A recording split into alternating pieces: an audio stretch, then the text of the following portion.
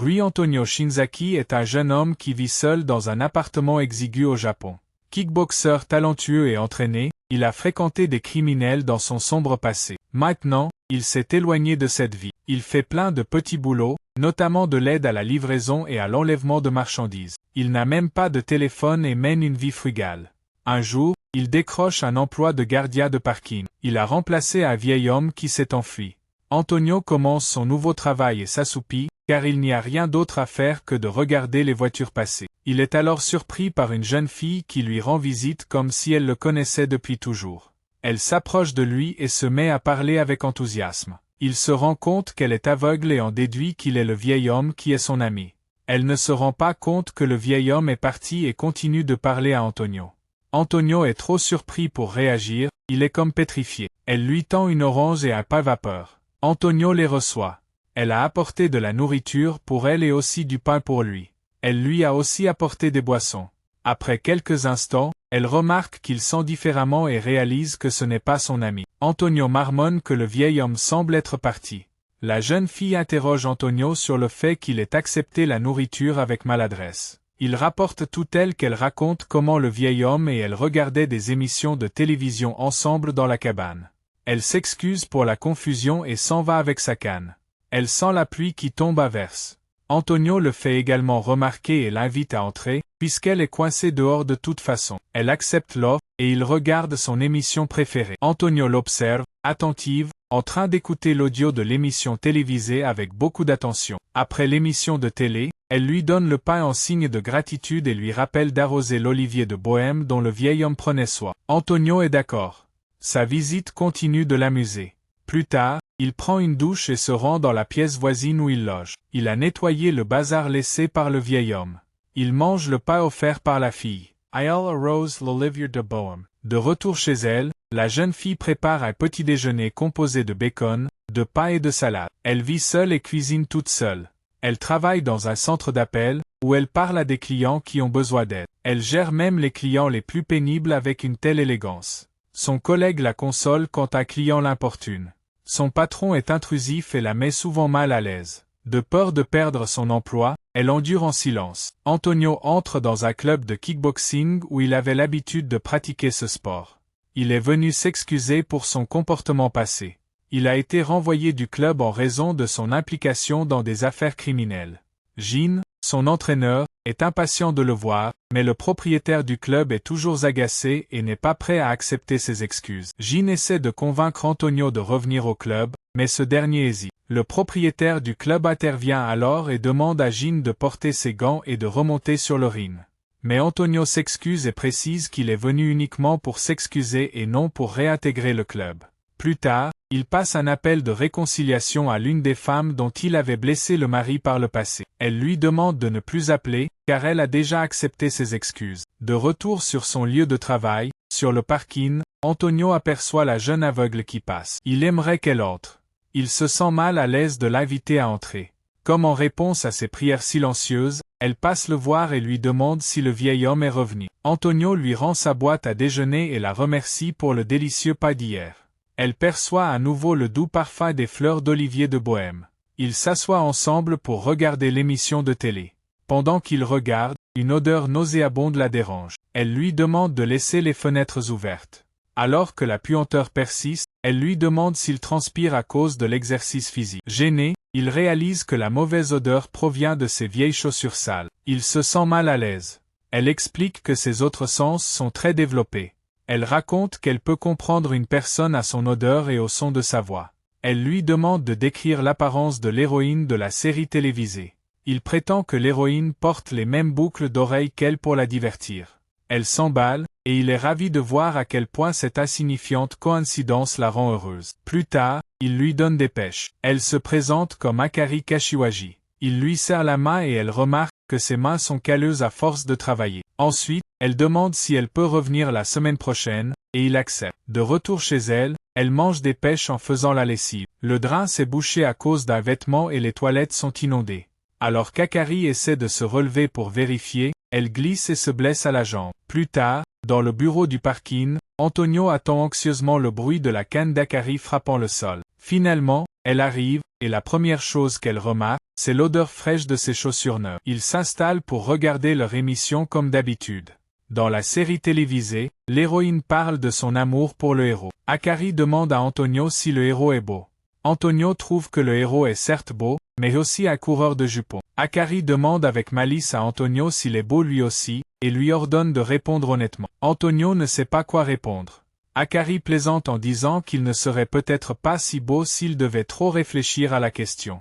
Elle ajoute que la beauté n'a pas d'importance, mais que les cœurs, oui, elle a du charme. On sait qu'il est tombé amoureux d'elle, mais il ne s'en est pas encore rendu compte lui-même. Akari part, mais manque de se faire renverser par une voiture. Sa jambe est dans un état pire maintenant, et il l'emmène à l'hôpital. Ses pieds sont bandés, et elle a du mal à marcher. Sur le chemin du retour, elle lui demande comment il s'appelle. Il hésite à répondre, car son nom n'est pas japonais mais anglais. Alors, elle se rabat sur l'appellation oncle ou vieux monsieur. Quand elle a trop de mal à marcher, Antonio l'aide. Elle l'avertit qu'il allait le regretter, mais il n'hésite pas. Il la porte sur tout le chemin du retour. Sa maison est en haut d'un escalier, et elle lui rappelle qu'elle l'avait prévenu. Il la hisse péniblement.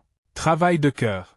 Elle formule une autre demande, l'aider à déboucher la canalisation de sa machine à laver. Antonio essaie, mais se rend compte que sa culotte s'est accrochée dans la bonde, ce qui l'embarrasse. Elle lui offre 2 billets pour un concert en guise de cadeau de remerciement.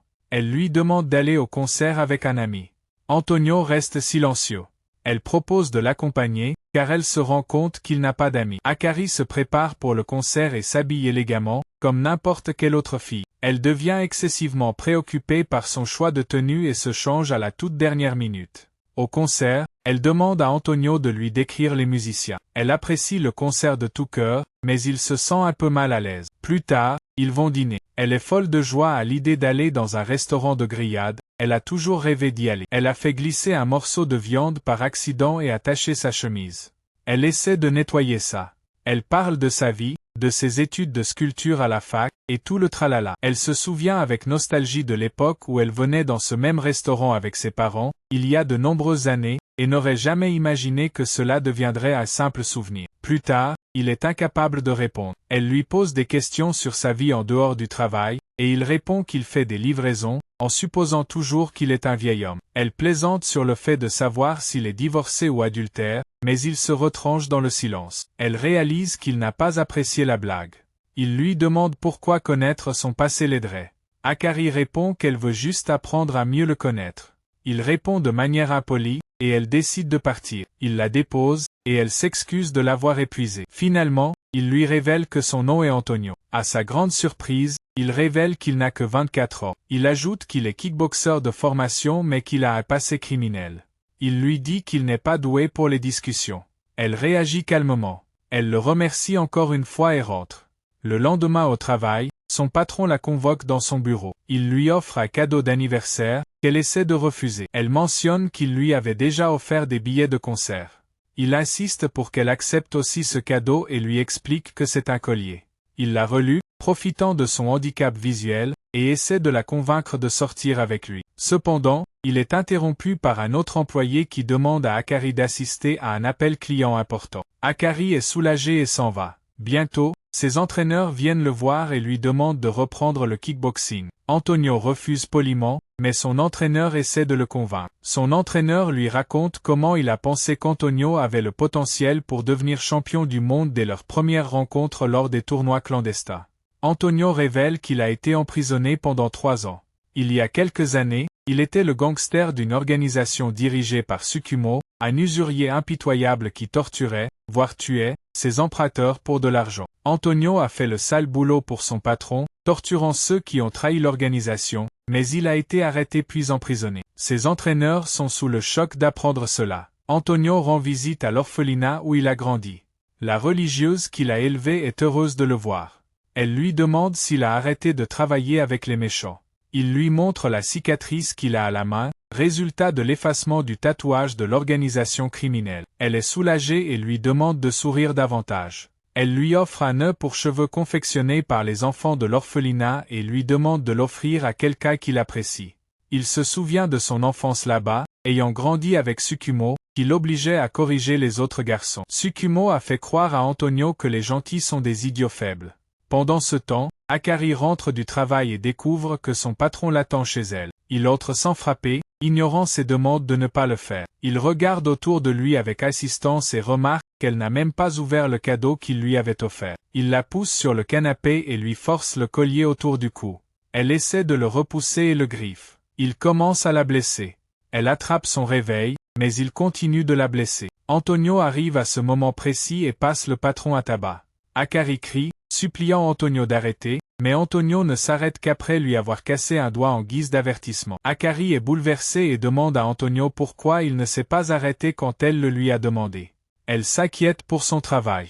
Cela contrarie Antonio car il ne comprend pas qu'elle veuille travailler à nouveau là-bas. Elle se lamente sur la difficulté pour une personne aveugle de trouver du travail. Elle est déterminée à retourner au travail dès le lendemain, comme si de rien n'était. Antonio s'engage à assumer la responsabilité d'elle. Elle lui demande de partir, et il s'exécute après avoir laissé le nœud dans les cheveux sur la table. Antonio se sent triste et seul, tout comme Akari, mais elle le surprendra bientôt en lui rendant visite sur le parking. Elle a démissionné de son travail et souhaite partir en voyage. Il est ravi de conduire, et ils partent en voyage à la plage en longeant un parc éolien. En regardant les vagues, Antonio lui raconte qu'il s'est promené sur cette plage avec sa mère. Sa mère essayait de mettre fin à leur jour, à tous les deux, mais il a survécu, d'une manière ou d'une autre. Akari l'écoute attentivement. Ensuite, elle lui demande de chercher du verre poli par la mer sur la plage. Il trouve une pièce pour elle, et elle lui fait sentir ses bords lisses. Elle lui explique que la douleur rend les gens plus gentils et lui offre le verre de mer en souvenir de leur rapprochement. Antonio reprend le kickboxing et entame un entraînement intensif. Il offre à Akari un chiot Golden Retriever, et ils passent de merveilleux moments ensemble. Il l'appelle Suku et l'aide à réparer sa maison.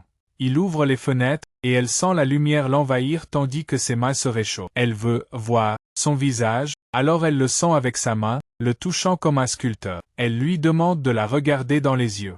Il est trop submergé pour la regarder dans les yeux, mais elle insiste. Puis ils s'embrassent.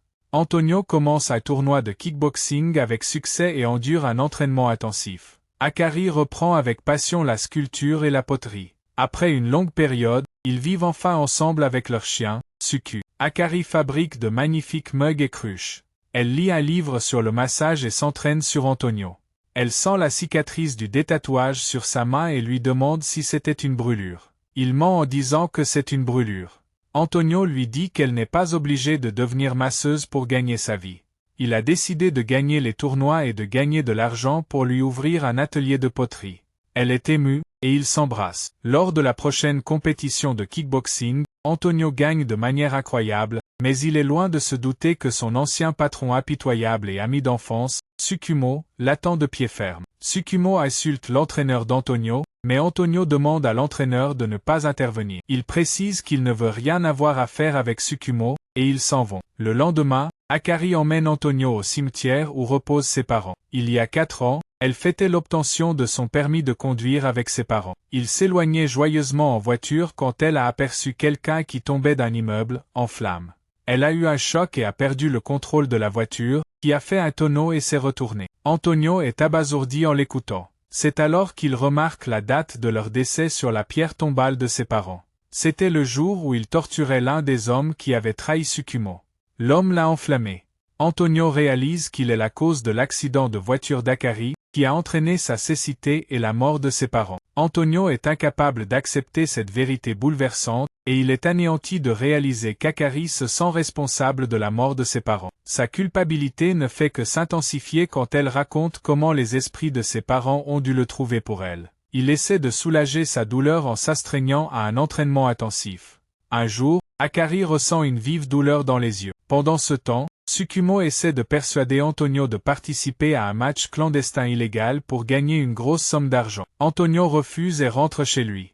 Une fois rentré, Akari a disparu, et il panique. Il court à l'hôpital et est soulagé de constater qu'Akari va bien. Le médecin lui dit qu'elle s'est évanouie et qu'elle s'est fait mal aux côtes. Elle a également un décollement de la rétine qui doit être opéré, sinon elle perdra même la faible vision qui lui reste. Anxieux, Antonio se rend à son orphelinat. La religieuse lui dit que les enfants fabriquent une boîte à musique là-bas.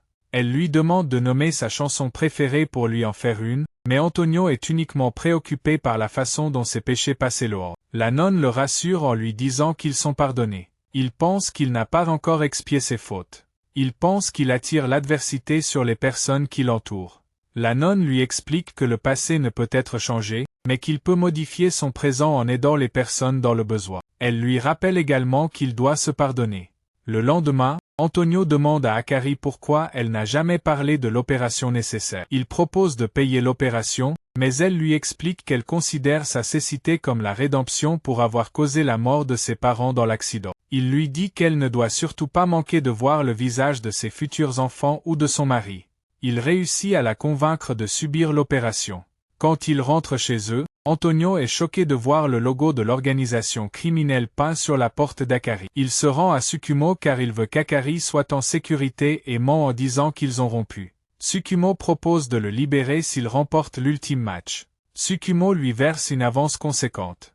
Il apporte l'argent à son entraîneur, bouleversé, et lui annonce qu'Antonio va de nouveau tremper dans des combats de boxe illégaux. Mais il réussit à convaincre l'entraîneur et lui demande de payer l'opération d'Akari une fois qu'il aura reçu le reste de l'argent du prix. De retour chez lui, il brûle chaque photo et papier contenant des informations sur lui ou son identité. Tsukumo l'emmène au ring de boxe clandestin. Dans ce tournoi, on ne peut gagner que si l'adversaire s'évanouit ou succombe. Le combat commence, et au début Antonio domine, mais rapidement l'adversaire prend de l'élan et malmène Antonio brutalement. Il chute et est sur le point de perdre, mais Antonio effectue un retournement de situation inattendu et met son adversaire KO sur le coup. Même Tsukumo ne s'attendait pas à ce qu'Antonio gagne. Saignant abondamment et souffrant, il aperçoit son entraîneur dans le public, qui l'encourage. Pendant ce temps, Akari s'est remise de son opération et a retrouvé la vue. Elle a les larmes aux yeux car elle peut enfin voir clair. L'entraîneur informe Antonio que son prix a été divisé entre l'opération d'Akari et la veuve de l'homme qui l'avait torturé. Antonio est ravi d'apprendre de son entraîneur qu'Akari a recouvré la vue. Enfin libéré du poids de ses péchés, il marche librement, mais Tsukumo le percute avec une voiture et le poignard. C'est la punition pour ceux qui trahissent son organisation. Pendant ce temps, Akari réalise que son amour a disparu. De plus, elle doit déménager car l'immeuble va être reconstruit. Elle reçoit un coursier d'Antonio, et c'est une boîte à musique qui joue sa chanson préférée, celle qu'ils fredonnaient ensemble. Elle constate que cela a été envoyé par l'orphelinat, et elle s'y rend. La nonne réalise qui elle est et il lui révèle qu'il l'a quittée parce qu'il se sent responsable de l'accident et du décès de ses parents. Akari craque. Dans son nouvel appartement, elle sculpte Antonio à partir de ses souvenirs. Après 2 ans, Akari a ouvert un atelier de poterie et une boutique. Sokuo Bien Grande. Akari est également bénévole en tant que masseuse dans un centre de rééducation voisin. Elle est formidable avec les patients là-bas. Elle rencontre un jeune homme qui est paralysé. Elle est loin de se douter que c'est lui qu'elle cherche depuis si longtemps. Antonio, lui, la reconnaît immédiatement, mais parvient à dissimuler son identité quand elle essaie de le masser. Elle ressent quelque chose d'étrange, comme s'il lui était familier, mais constate que son nom est différent. Quand elle part, Antonio pleure de douleur. Quelques jours plus tard, Antonio était suffisamment rétabli pour marcher avec des béquilles. Il voit une boutique nommée Antonio. Il est curieux et entre. Il repère un olivier de Bohême et l'achète. Alice Antonio. Drôle de coïncidence, non? Il remarque une boîte à musique rangée dans la boutique. Il le reconnaît et lance la chanson qu'Akari avait l'habitude de fredonner souvent. Il se met à sangloter, submergé par les souvenirs de leur tendre relation. Il attrape la plante et s'en va. Alors qu'il s'éloigne, Tsuku le reconnaît et court vers lui. Antonio tombe, et Akari court à son secours. Elle le reconnaît comme le type de l'hôpital et lui propose de le raccompagner, mais il refuse. Quand Akari arrive à sa boutique, la vendeuse lui raconte qu'une des clientes a pleuré en écoutant la chanson. Finalement, elle réalise que la personne avec les béquilles que Tsuku suivait n'est autre qu'Antonio. Elle court partout à sa recherche, mais elle ne parvient pas à le trouver. Antonio est allé à la plage près du parc éolien. Il s'avance dans la mer, tenant le verre marin à la main. Quelqu'un l'appelle, et il se retourne pour voir Akari. Enfin, le moment que nous attendions tous. Akari l'invite chez elle et lui prend le visage entre les mains, lui demandant de la regarder dans les yeux. Elle l'accueille à la maison, et il lui dit quel est son foyer. Il s'étreigne, les larmes aux yeux.